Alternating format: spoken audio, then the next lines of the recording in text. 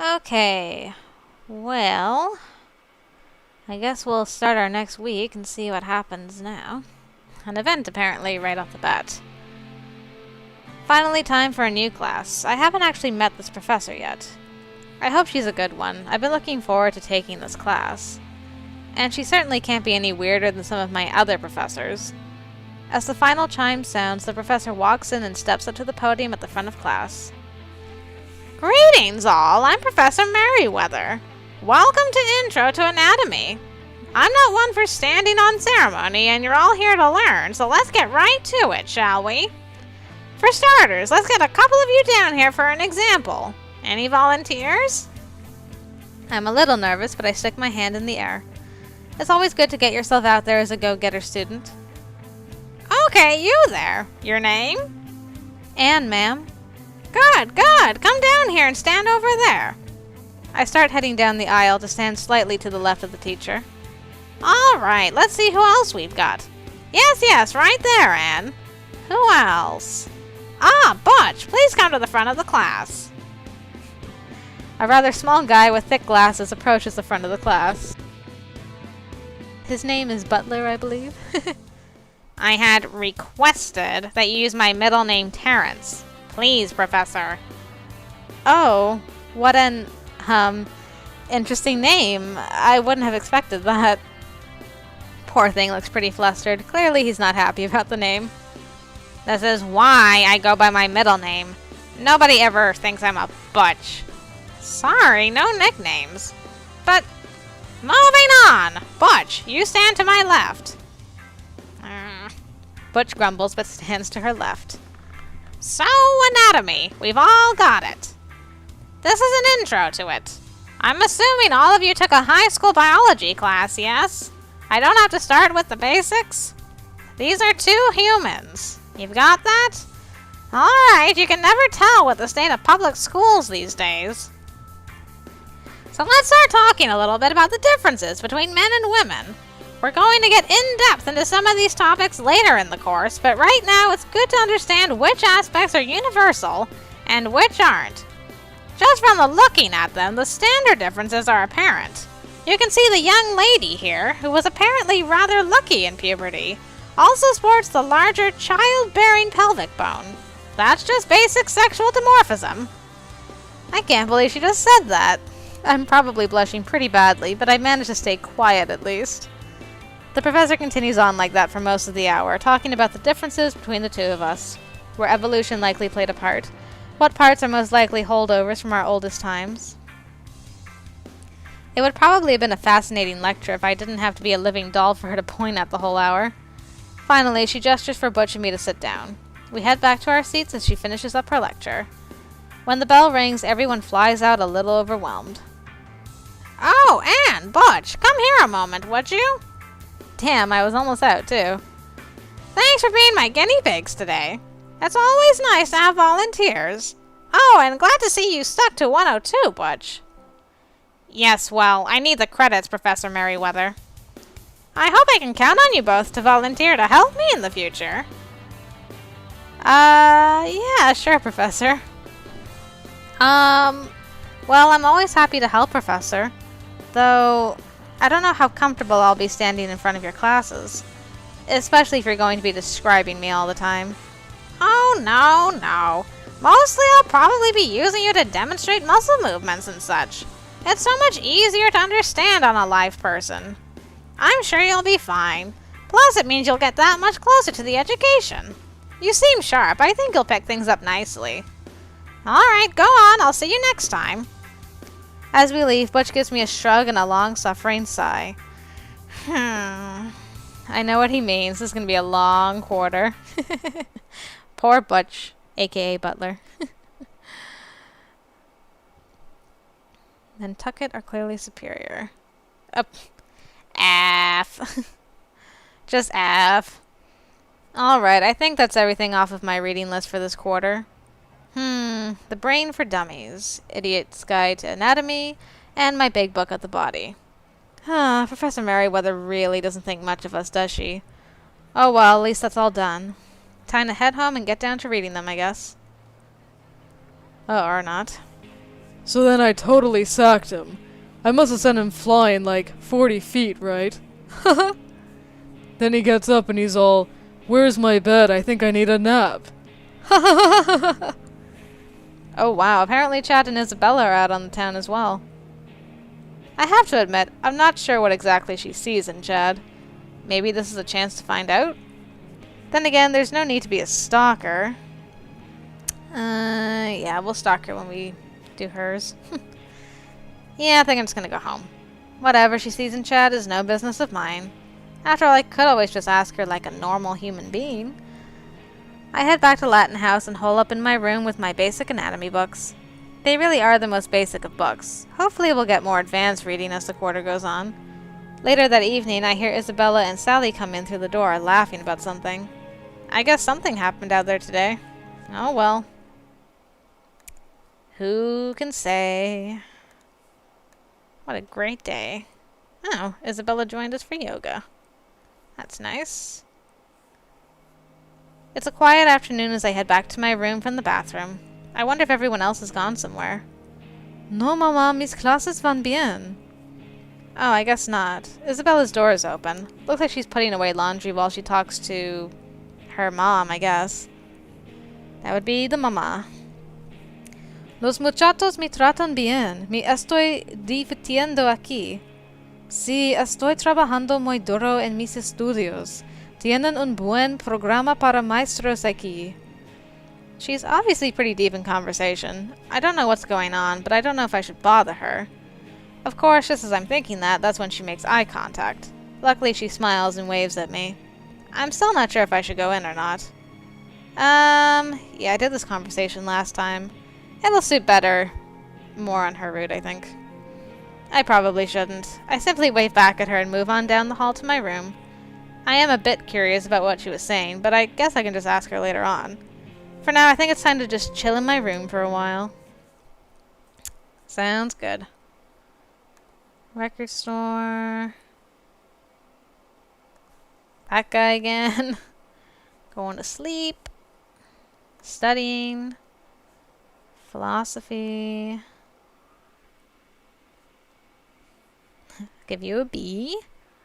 That certainly happened. He was amazing. Nothing quite like the theater. Oh man, is that it? Oh, that was it. That was kind of boring. Let's do another week, shall we? And then... Max. Hey, Max. Where you at? Haven't seen you in forever. Oh. Wow, it's almost time for Valentine's Day already. Only another few weeks. I always used to hate this holiday when I was a kid. We had to make Valentines for everybody. It was so embarrassing. I mellowed out as I got older. I even enjoy it now, especially when I only have to give Valentines to the ones I care about. Still, I'm not quite sure what I want to do this holiday. Oh, as I'm trying to decide, I hear a... How would I describe that knock? Anyway, it was a knock on my door. Hello? Hi, Anne. Memphis! Hi. I think Max is out right now, but his room is right over there if you want to wait. Actually, I came to see you. I was wondering if you could help me out. What with? I mean, I don't know. I mean, Calm down, cute stuff. I just wanted you to come help me do some shopping in town. This is the kind of crap that Max both hates and is terrible at. And, well, you seem like a pretty trustworthy sort. So yeah, figured you could help out. I guess so. What kind of shopping? I don't know much about fashion. I guess if you need to find a book. Actually, I was hoping to find something for Valentine's Day.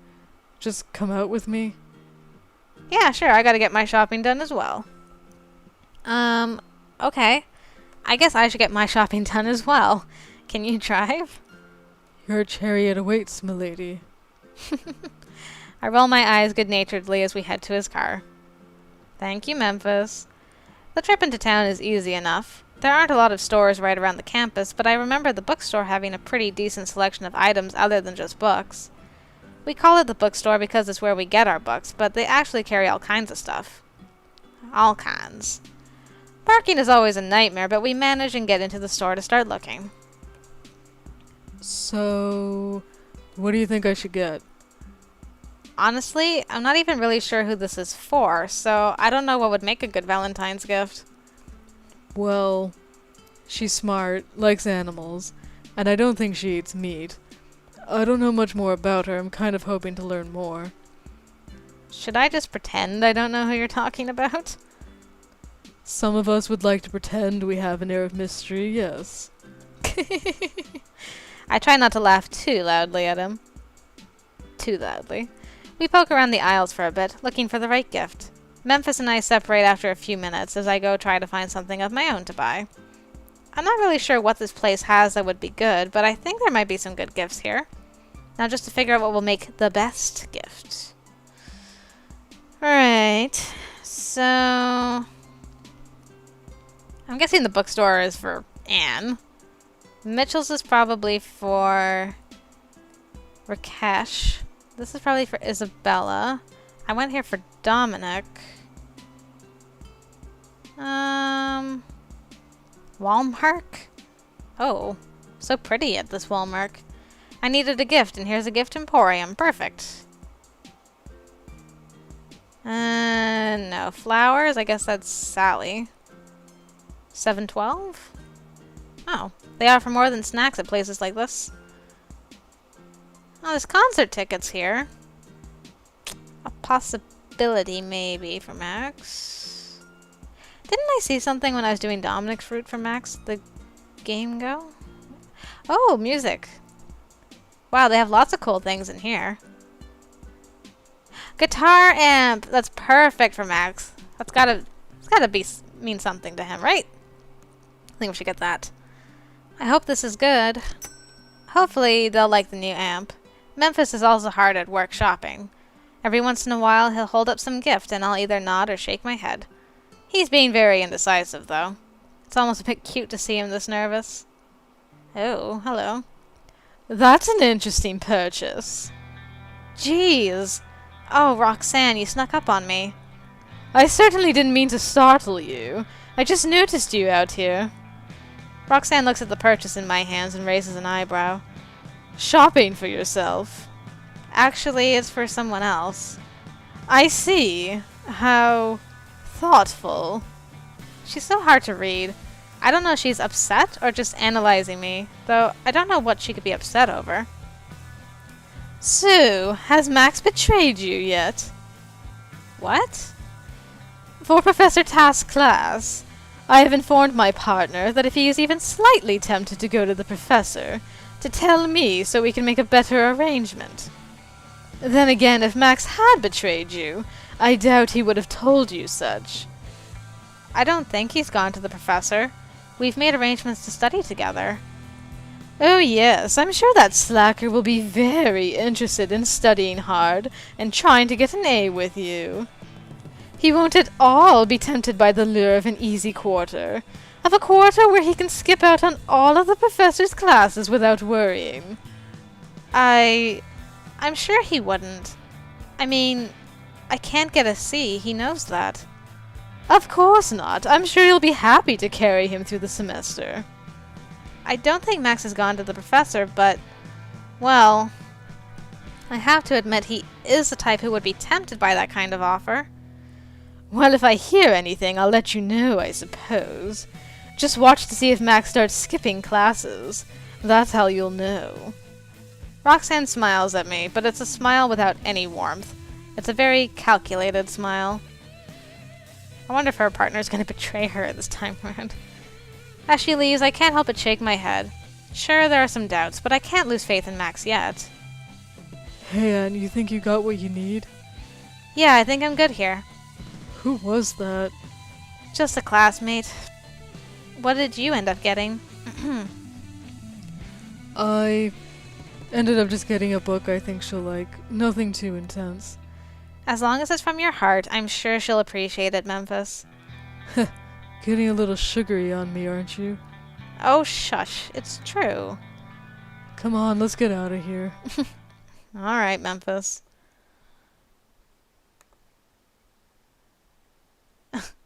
Smells like an A.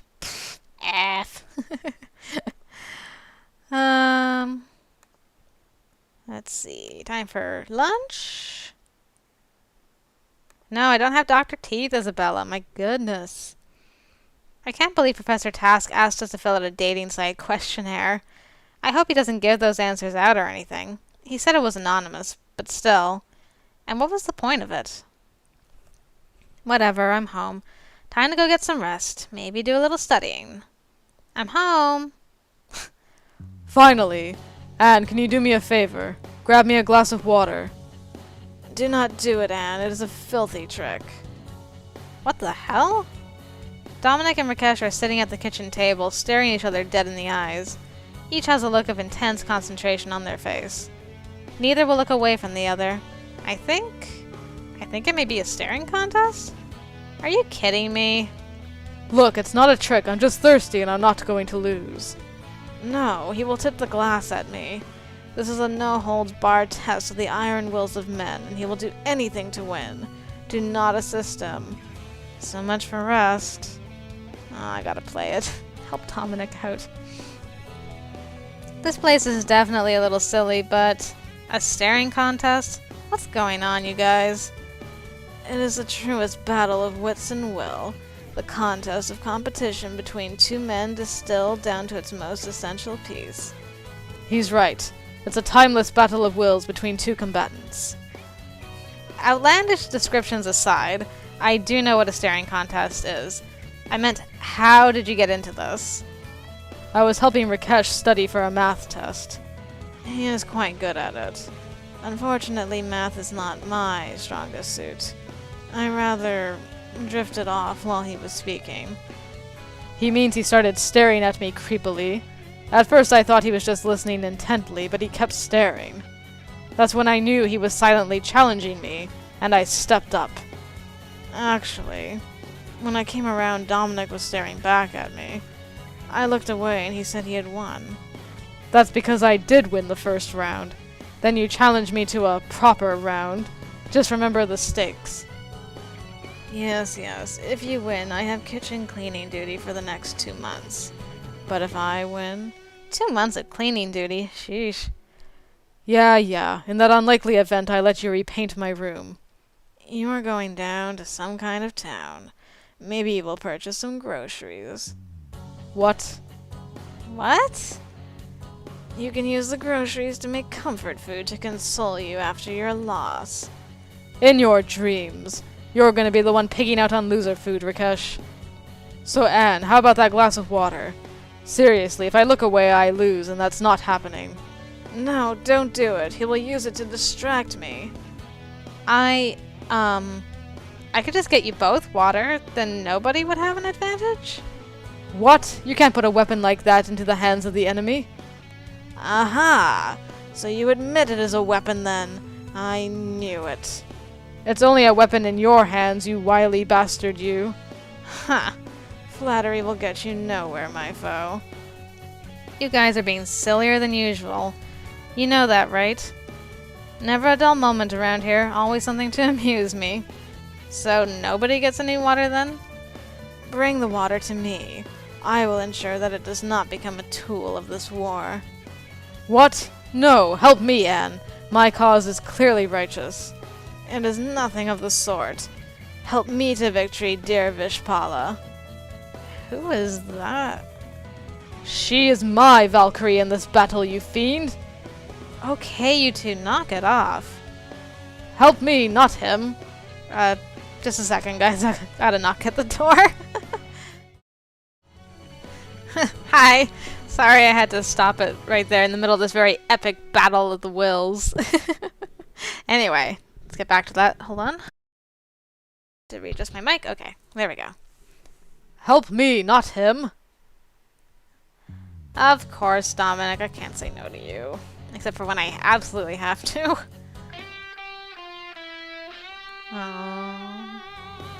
I looked between the two of them for a few moments, trying to decide if I should really pick sides in this argument. Finally, I walked behind Rakesh. Leaning over his chair, I blow lightly into his ear. I am disappointed that you have chosen the path of evil, Anne. You will have to work much harder to break my iron resolve. He doesn't even flinch. Clearly they are much more serious about this than I thought. Dominic is grinning at me though, so I guess he's just happy I'm helping him. I go into the kitchen and grab the glass of water he'd asked for a while ago. I set it down in front of him, then put my hands on my hips while I consider what to do with Rakesh. Thank you, Anne. You have chosen wisely. Finally, I walk around to Rakesh's side. Listen, you two, this whole thing is silly. This is probably the stupidest contest I've ever heard of. I thought you were more mature than this. I can't believe it's come to something like this. I mean, honestly, when I moved here, I came here to join people of a studious nature who could appreciate the college life of hard work and sacrifice. I didn't think it would be a rowdy, immature... Rakesh, are you listening? Look at me when I'm talking to you. Rakesh's head whips towards me with a sheepish look on his face, one which quickly withers into a look of dismay as he realizes what I've done. It's my turn to look sheepish. Sorry, Rakesh. Ha! Ha, I say! Victory is mine! Rakesh plants his head on the table and moans as Dominic revels in his victory. Aww. He rushes around the table and sweeps me up into his arms in a powerful hug. We make a good team, Anne. Couldn't have done it without you. I blush a little and mumble something incoherent. When he lets me go, I smile up at him. After that, I make my way out of the room, before Dominic's gloating gets too embarrassing. Aw, Dominic. Happy to help whenever I can. Going to sleep. That guy again. Going to sleep, study. Alright, give that guy an F. I guess that went pretty well. For me, anyway. I am shocked, man. Shocked. You front a band, for crap's sake. And yet you screw up a karaoke number. I will murder you, Memphis. That machine was busted. The pitch was all wrong. It's a poor craftsman that blames his tools, Max. See, the lady knows. Then both of you can shut up. I didn't see either of you doing better. And I say again, you front a band. I don't have to sing well, I just have to look pretty. I certainly never claimed to be able to sing. All right, that's it. I'm finding a new karaoke bar, and I will show you I can 100% nail that damn song. Huh. The night is definitely young, man. You were the one who said we should blow that place. Whatever, come on. Sorry, guys, but it's past my bedtime. I think I'm going to just stay here for this round.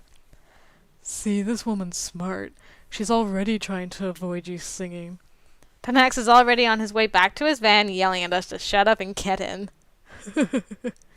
Memphis laughs and waves goodbye to me. Have fun, you two. I'm still pretty amped up from hanging out with Max in his van, so I decide to just relax with some TV before bed. I lay out on the couch and turn it on. Just as I'm wondering what I'm going to watch, I hear a thumping behind me on the stairs. Uh-oh. Sally comes barreling down at me, holding Vegemite in her hands. She puts a finger to her lips with a shh, and goes past the stairs to the laundry room, closing the door behind her. Uh-huh. I have no idea what's going on, but it's almost certainly trouble. I turn back around toward the TV, flipping through the channels idly. A few minutes later, Dominic rushes down the stairs. Oh, hey, Anne, have you seen Sally? Not really. I only just came in myself. Did you check the kitchen? As Dominic starts heading towards the kitchen, I suddenly have a better idea. I mean, unless that was her I saw leaving as I was coming up to the house. What? You mean outside? Yeah, I thought I saw someone leaving the house as I was coming up. It was probably nothing, though. No. Good eye, Anne. He bought it, yes. Dominic crosses to the front door, opening it, looking around for a few moments before finally leaving and closing the door behind himself. Is the coast clear? For the moment. I don't know when he'll come back, though. Sally plops down on the couch next to me, petting Vegemite softly. She looks over me at the door and sighs with relief. I can't help but reach over and give Vegemite a few scratches behind his ears. He looks at my hand in response. He's getting bigger, isn't he? Yes, it's terrible. He totally tripped over one of Dominic's Ethernet cables. I think Dominic was doing something important. I hit him behind my back and took off before he could question me. Wow, that's pretty terrible. I have to laugh at Sally's downtrodden expression. I know, I was desperate. It was hard to figure out what to do. We may have to tell him about it pretty soon. I mean, I'm starting to feel kind of guilty about having to lie to him all the time, you know? You know the rules, though. And more importantly, what a stickler for them Dominic is. I know. Maybe if we all gang up on him, he'll relent? I mean, I know Isabella loves the little guy. Does anyone else know about him? Everyone else knows about him. None of them care. Well, there you go. If we all band together, he has to listen to us. Maybe you're right. I'm just nervous. I don't think I'm ready to risk it yet. Well, like I said, we can't go on like this forever. He's bound to find out. Ah! Suddenly the front door opens and Dominic storms in. I guess he didn't stay out for long. Oh, good, you're back. I told Sally you were looking for her and asked her to stay here. Good. Sally, what happened back there? Sally is hunched over, trying to shield the dog from Dominic. I reach my hands out quietly between us. Sally passes me Vegemite with a grateful expression before standing up. Back where? Upstairs? What do you mean? Come on, Sally, I'm not in the mood. My guild needed me, and I disconnected at a crucial point. You've never had a problem with the cables before. Oh, sorry. It was just an accident. I was, Sally looks down at me as I shield the puppy from Dominic. He's licking my hands, and it's taking everything in my power not to react to it. Just what? It's embarrassing. What's going on? Nothing. Nothing. Sally's obviously floundering. I don't know what Dominic would believe, though. I gotta come up with something. Yeah, she was just doing extra chores. That's a lot more believable than she was pretending to be a dog. Obvious much. Yeah, Sally. And Dominic. Woohoo! 2 for the price of 1 scene. Sally, you were doing something nice. It's not your fault an accident happened. I know, but, I don't think he'd understand. Understand what? Sally was just telling me about the extra cleaning up she's been trying to do around the house. Dusting in the corners and trying to keep things clean. She knows how much you stress about keeping the place clean. I'm just trying to help out, do my part. I didn't mean to knock the cord out. I suppose I have noticed you cleaning a bit more lately, and looking in odd corners. I should be grateful. Still. Are you saying I'm a liar? I quickly shift Vegemite behind my back as I stand up to face Dominic angrily. Hopefully this will diffuse him. I'm not saying anyone's a liar. It's just odd. Like you trying to hide something behind your back. What? What am I trying to hide? Crap! I nudge Sally with my foot, who puts her own arms behind her back. I stand shoulder to shoulder with her, quickly passing the puppy back over. I'm not trying to hide anything. I'm trying to clean the air about what's going on. I bring my arms forward, waving them wildly at Dominic. Seriously? Come on, Sally, what is it? This time it's Sally's turn to pass the puppy quickly to my hidden arms. What? I don't have anything. I can't put my arms behind my back without the 3rd degree here. You know what? I don't have time for this. Whatever. This childish behavior has got to stop. You should both be above this. Sally, I've got my eye on you. Who's being childish? Dominic turns and storms off upstairs, leaving us still trying to hold on to a squirming puppy behind our backs. As soon as we hear his door slam, we both descend into laughter. That may have been about the stupidest excuse I've ever heard, but at least he bought it. For now. The key words being, for now. I know. I'll think about what you said. Excuse me. Sally heads back upstairs as well, keeping a careful eye out. I, on the other hand, go back to watching TV for a bit before I finally fall asleep on the couch. And then I rolled in bed. I am so lazy. And Alright. Well, we saw Max very briefly, so... but we got him a gift for Valentine's Day, so hopefully he'll like that.